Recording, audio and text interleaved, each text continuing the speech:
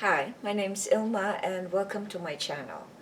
I've been posting Christian blogs 11 straight years every day. It's going to be 12 years next month. Today I'd like to share Genesis 24 verses 29 to 33. Here's the word of God. Rebekah had a brother whose name was Laban, and Laban ran out towards the man to the spring. As soon as he saw the ring and the bracelets on his sister's arms, and heard the words of Rebekah his sister, "Thus the man spoke to me," he went to the man. And behold, he was standing by the camels at the spring. He said, "Come in, O blessed of the Lord. Why do you stand outside? For I have prepared the house and a place for the camels." So the man came to the house and unharnessed the camels, and gave straw and fodder to the camels, and there was water to wash his feet and the feet of the men who were with him. Then food was set before him to eat, but he said, "I will not eat until I have said what I have to say." He said, "Speak on." Genesis 24:29 to 33. And here's the poem I wrote, inspired by those verses. Laban's focus on the riches given to Rebekah.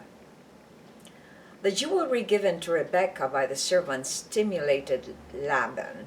We see Laban's ulterior motives in giving hospitality to the servant. Even though he isn't the father of Rebekah, he made sure he doesn't miss out. The servant's priority was not convenience, but to bring a wife for Isaac. And here's my essay. It is clear that the riches manifested in the gifts given to Rebekah by the stranger was the reason for taking him in by Laban, the brother. Though we know that Rebekah's hospitality was genuine because she didn't know anything about the man who asked her for a drink, she gave him water and also his camels. That isn't the same with Laban, though. We see that Laban's interest was stirred by his dazzlement with the riches offered to his sister. It was self-serving motives. The opposite is true of the servant. He was thinking more of his master's purpose for sending him there, rather than the comfort and convenience offered to him by Laban. Don't we humans fall prey to this selfish trick in us? We try to find out what we could get in return for a good deed we intend to do instead of doing it out of love.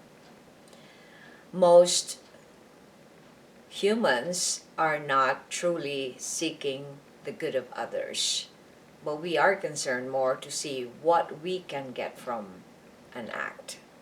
When we do this, we are not truly loving, but only transactional. Reflection. How can wealth and riches distract us from truly doing what is right and good?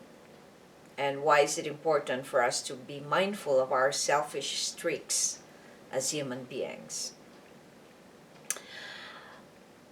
Our sinful nature wants to please ourselves, wants always to do what could be beneficial for us, what is self-serving, what is selfish.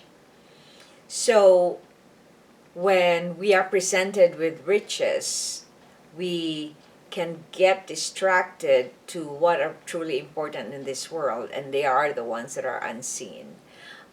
They are the riches in heaven, which we need to focus on instead of the riches on earth.